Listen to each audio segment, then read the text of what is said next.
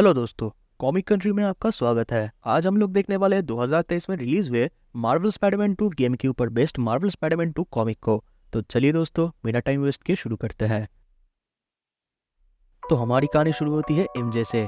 MJ guest के तौर पर जे जोना जेमसन के पॉडकास्ट पे आई थी अपनी नई बुक की प्रमोशन करने। पर जे जोना जेमसन एमजे से कह रहा था कि कैसे उसको अपनी किताबों को और ज्यादा मजेदार बनाना चाहिए, क्योंकि उसकी किताबों की सेल्स उतनी ज्यादा अच्छी नहीं जा रही थी। पर एमजे कहती है कि उसको सेल्स से कोई फर्क नहीं पड़ता, वो तो बस लोगों के सामने सच्चाई लाना चाहती है। अब जे जोना जेमसन एक ऐसे आदमी है जो लोगों को कहना पसंद करते हैं कि कैसे सोचना चाहिए, और वो सभी चीजों में खुद का ओपिनियन जरूर देते हैं। और अगर वो सामने वालों को कोई फीडबैक देना चाहते हैं तो वो उस फीडबैक को ऐसे तरीके से देते हैं कि सामने वाला उसे सहन नहीं कर पाता। और यही चीज हुई एमजे के साथ। जेमसन शायद एमजे को बताना चाहता था कि उसकी किताबों को थोड़ा सा और मजेदार होना चाहिए, पर एमजे उस बात को सुनकर जेमसन के ऊपर बहुत ज्यादा गुस्सा हो जाती है और तब एमजे जेमसन के साथ बहस करने लगती है।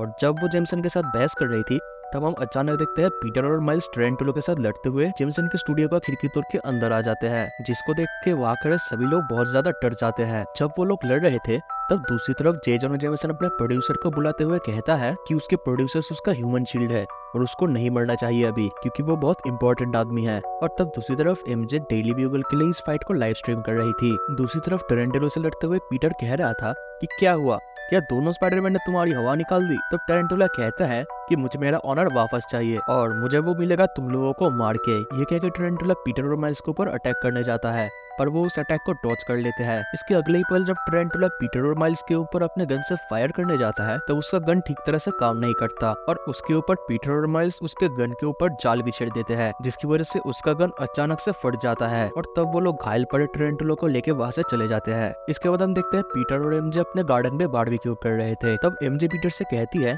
कि काश उसकी किताब फ्लॉप ना होती, काश उसकी किताब अच्छी तरह से बिक जाती। तब पीटर भी कहता है कि उसके लिए भी चीजें ठीक नहीं जा रही है, क्योंकि फीस सेंटर को चलाने के लिए आंट में ने जो लोन लिया था उस लोन को चुकाने में पीटर को बहुत ज्यादा दिक्कतें आ रही है। पीटर को पता था कि डेविल्स ब्रेथ क्राइसिस के चलते आंट में ने लोन लिया था, पर उस लोन की रकम कितनी थी ये बात उसको मालूम नहीं था। और पीटर इस फॉरेस्ट हिल्स के घर को भी छोड़ना नहीं चाहता, क्योंकि यही उसके अंकल की आखिरी निशानी है। और जब वो लोग इस बारे में बात कर रहे थे तब वहाँ पे माइल्स आ जाता है। माइल्स बहुत ज्यादा बिजी था, वो एक अच्छे कॉलेज में जाना चाहता है। वो एक ऐसे कॉलेज में जाना चाहता है जहाँ पे एक अच्छा म्यूजिक टीचर हो और वहाँ पे एक स्ट्रॉन्ग मैथ्स डिपार्टमेंट हो। इसलिए एमजे और पीटर उसको थोड़ा सा एडवाइस देते हैं। पीटर उससे कहता है कि उसका जो दिल चाहे वो उस चीज को करे, क्योंकि माइल्स के स्टडीज, डिसीजंस और स्टूडेंट लोन्स माइल का पीछे जिंदगी भर करते रहेंगे। इसके बाद माइल स्कूल की बातों को कुछ देर के लिए बंद करने के लिए कहता है। इसके बदले वो लूट्स के बारे में बात करना चाहेगा जो पीटर ने एमजे को दुश्मनों को डिस्ट्रैक्ट करने के लिए दिया था। वो लूट्स पिंगिंग लूट्स है। माइल्स इन चीजों के ऊपर काम करके कुछ एडजस्टमेंट कर रहा था, इसीलिए माइल्स उन लोगों से कहता है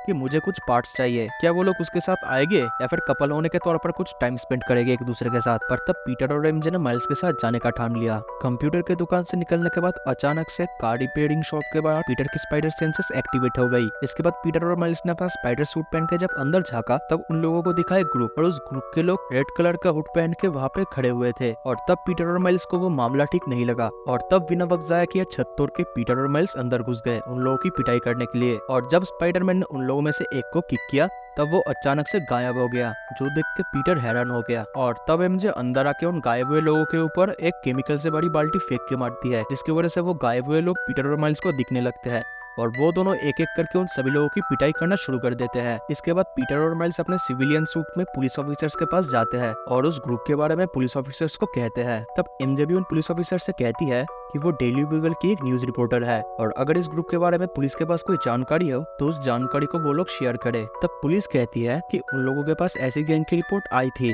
जिस गैंग के बारे में वो लोग कह रहे हैं। वो लोग इस बारे में बात कर रहे थे तब अचानक दूसरा ऑफिसर आके उन ऑफिसर से कहता है कि कैसे वो बिल्डिंग पूरी तरीके से खाली है, शायद उन लोगों ने भागने की कोई अच्छी तरकीब सोची है, क्योंकि वहाँ पे कोई दरवाजा भी खुला नहीं था। और तब उन लोगों को लग रहा था कि शायद वो लोग मैजिक का इस्तेमाल करके वहाँ से भाग गए थे। पर पीटर और माइल्स को पता था कि वो लोग बेहोश पड़े थे, तो वो लोग जादू का इस्तेमाल करके भागे। इस बारे में उन लोगों को शक था, क्योंकि पीटर ने जादू जैसी चीज देखी है जो मिस्टर नेगेटिव के शैडो डीमंस जैसी थी, या फिर वो शायद उस बंदे के जैसा था जो रेत में बदल सकता था। इसके बाद एमजे उन लोगों से कहती है कि ऑफिसर लोपेस ने कहा था कि ऐसी ही कोई गैंग लूट मचा रही थी, इसीलिए वो ऑनलाइन पे रिसर्च कर रही थी। और तब उसको पता चला कि इस गैंग के मेंबर्स महंगी गाड़ी और पैसों के पीछे हैं, इसीलिए एमजे पीटर को एक जानी पहचानी लोकेशन भेजती है और अगर वो लोग किस्मत वाले हुए तो उन लोगों को शायद कुछ ना कुछ पता जरूर चलेगा। और उस लोकेशन को ट्रैक करके वो लोग एक ज्वेलरी शॉप के बाहर पहुंचते हैं और तब माइल्स और पीटर उस ज्वेलरी शॉप का खिड़की तोड़ के अंदर आते हैं और अंदर आने के साथ ही चारों तरफ पीटर अपना जाल बिछेड़ देता है, जिसकी वजह से हुड गैंग के सारे लोग विजिबल हो जाते हैं। और तब माइल्स उन लोगों में से एक का हुड हटाता है और वो देखते हैं कि जैसा वो लोग सोच रहे थे वैसा वो लोग नहीं है। असल में ये लोग जादू नहीं बल्कि टिंकरर का टेक यूज कर रहे थे। माइल्स सोच रहा था इन लोगों ने कैसे भी करके टिंकरर का लैब ढूंढ लिया था। और तब वहाँ पे एमजे आ जाती है और एक एक करके सभी लोगों का फोटो खींचने लगती है और साथ ही साथ वो उन लोगों का नाम भी देखती है।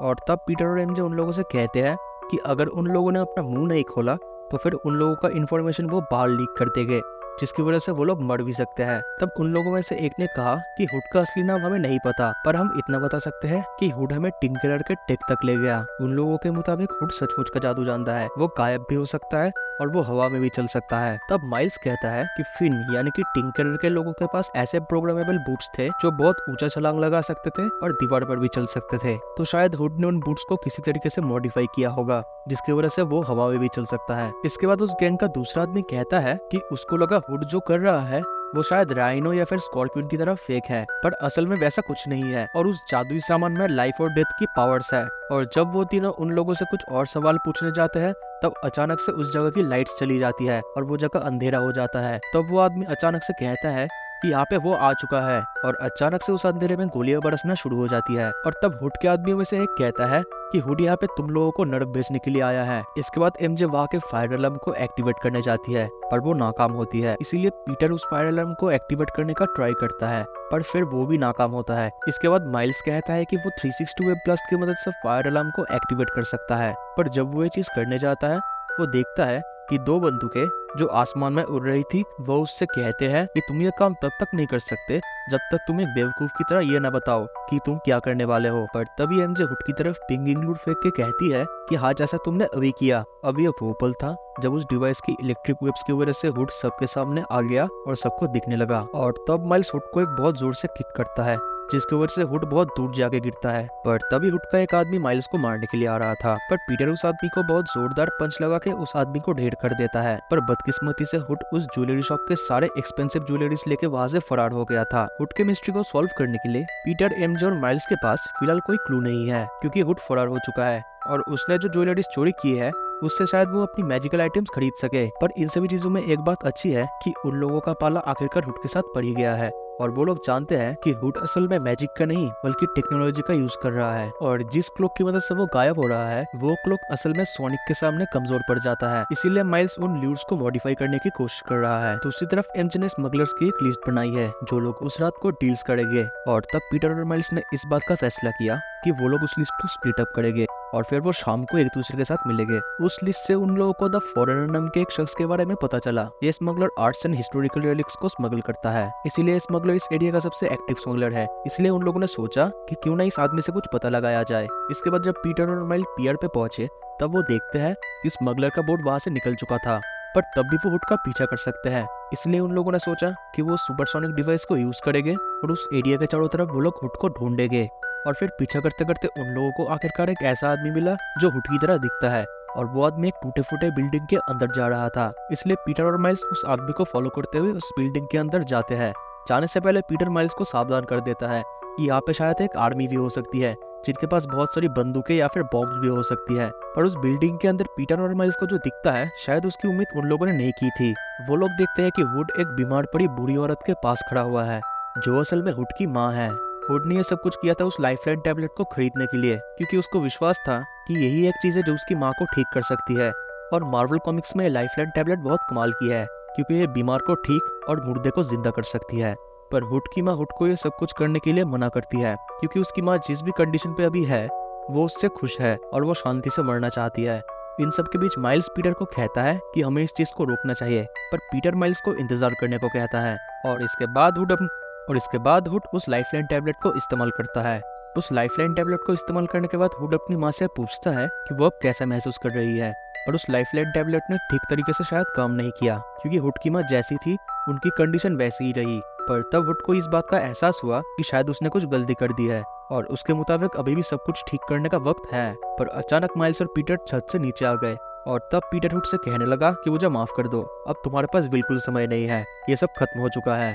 और तब दोनों स्पाइडरमैन को देख के हुड उन लोगों से कहने लगा कि हम लोग एक डील कर सकते हैं, एक बार मेरा काम पूरा हो जाए इसके बाद तुम लोग इस टैबलेट को ले लेना। और तब हुड उन लोगों से कहने लगा, क्या ऐसा कोई भी नहीं है तुम्हारी जिंदगी में जिनको तुम ठीक करना चाहोगे या फिर जिनको तुम वापस लाना चाहोगे। और तब माइल्स को अपना डैड और पीटर को अपनी आंट की याद आ गई, जो लोग अब इस दुनिया में नहीं रहे। पर तब पार्कर रॉबिन यानी कि द हुड को पीटर कहता है कि मुझे माफ कर दो, पर हम लोग जरूर कोशिश करेंगे कि तुम्हारी माँ ठीक हो जाए, पर विश्वास करो पार्कर, जादू से ये सब कुछ ठीक नहीं होगा क्योंकि जादू असली नहीं होता है। पर तब हुड स्पाइडरमैन की बात सुनकर बहुत ज्यादा गुस्सा हो जाता है और फिर वो उन लोगों के ऊपर गोलियां चलाने लगता है। इसके बाद दोनों स्पाइडरमैन हुड के साथ लड़ते हैं। लड़ते हुए पीटर हुड से कहता है कि अब शायद तुम्हें रुक जाना चाहिए क्योंकि अब तुम कहीं नहीं भाग सकते। और तब हुड उन लोगों से कहता है कि शायद तुम लोगों की वजह से मैं अपना रिचुअल ठीक तरीके से नहीं कर पाया, ये सब तुम्हारी गलती है, शायद मुझे इस रिचुअल में तुम्हारी खून की जरूरत पड़ेगी। पर इसके बाद हुड स्पाइडरमैन को और ज्यादा चोट पहुंचाता उससे पहले हुड की माँ हुड को रुकने को कहती है। हुड की माँ उससे कहती है कि अब तुम मुझे नहीं बचा सकते, अब जो चीज तुम कर सकते हो वो है मेरे आखिरी पलों में मेरे साथ वक्त बिताना। और यही चीज मैं चाहती थी कि मेरे आखिरी पलों में मेरा बेटा मेरे साथ रहे, तो क्या तुम मेरे आखिरी पलों में मेरे साथ समय बिताना चाहोगे। और तब ये सब सुन के हुड की आंखें भर आती है। और तब हुड अपना हथियार फेंकते हुए दोनों स्पाइडरमैन से कहता है कि क्या तुम मुझे थोड़ा वक्त दे सकते हो। और दोनों स्पाइडरमैन भी हुड की बात मान जाते हैं। और तब हुड अपनी माँ के गोद में लेटता है और उनसे माफी मांगता है। और तब हम देखते हैं कि उतनी देर में वहाँ पे पुलिस भी आ जाती है। इसके बाद दोनों स्पाइडरमैन बाहर आके पुलिस से कहते हैं कि उन लोगों ने सब कुछ संभाल लिया है, हुड अब कोई खतरा नहीं है और उसके पास कोई हथियार भी नहीं है। पर तब वहाँ खड़े पुलिस दोनों स्पाइडरमैन को उनके रास्ते से हटने को कहते हैं। पर तब दोनों स्पाइडरमैन पुलिस ऑफिसर्स को याद दिलाते हैं कि कैसे उन लोगों ने उनको बचाया था। और तब वो पुलिस ऑफिसर्स कहते हैं कि हुड के बस बाहर आने के लिए 5 मिनट है। पर हम देखते हैं तब तक हुड बाहर आ जाता है। पर बाहर आते ही वो सभी लोगों से कहता है कि उसको अब 5 मिनट की कोई जरूरत नहीं है क्योंकि उसकी माँ गुजर चुकी है। और ये कह के हुड सरेंडर कर देता है। हुड के लिए अब ऐसा कुछ नहीं बचा जिसके लिए वो लड़ सके। और तब पुलिस पार्कर रॉबिन्स यानी कि द हुड को अपने साथ ले जाती है। इसके बाद अगले दिन हम पीटर, एमजे और माइल्स को एक साथ देखते हैं। पीटर एमजे से कह रहा था कि कैसे वो इन कुछ दिनों से एमजे की सेफ्टी के लिए बहुत ज्यादा परेशान था। और तब एमजे भी कहती है कि कैसे वो बहुत ज्यादा परेशान थी क्योंकि उसकी किताबों की सेल्स अच्छी नहीं जा रही थी। दूसरी तरफ माइल्स कहता है कि वो ईएसयू में जाना चाहता है, इसलिए वो पीटर से भी सजेशंस मांग रहा था। इसके बाद माइल्स और पीटर के साथ बात करने के बाद एमजे वहां से चली जाती है। हम देखते हैं एमजे जाती है डेली बीगल के ऑफिस में जहाँ पे कॉन्फ्रेंस हो रहा था। कॉन्फ्रेंस रूम में हम देखते हैं कि जे जोना जेमसन वापस डेली बीगल को खरीदना चाहते हैं क्योंकि वो चाहते हैं कि न्यू जनरेशन को उनके जर्नलिज्म एक्सपीरियंस से फायदा हो। और वो ये भी चाहते हैं कि न्यू जनरेशन को ये बात पता चले कि जे जोना जेमसन के तरीके से जर्नलिज्म करने का मतलब आखिर क्या है। सो गाइस, ये थी इंसोम्नियाक की मार्वल स्पाइडरमैन 2 की प्रीक्वल कॉमिक। अगर आपको वीडियो पसंद आए तो वीडियो को लाइक कर देना। कॉमिक कंट्री चैनल में ऐसे ही मार्वल कॉमिक्स आते रहते हैं। सो अगर आपको मार्वल कॉमिक्स हिंदी में सुनने हैं तो फिर इस चैनल को सब्सक्राइब कर देना। मैं मिलूंगा आपसे एक नए कॉमिक में, तब तक के लिए गुड बाय।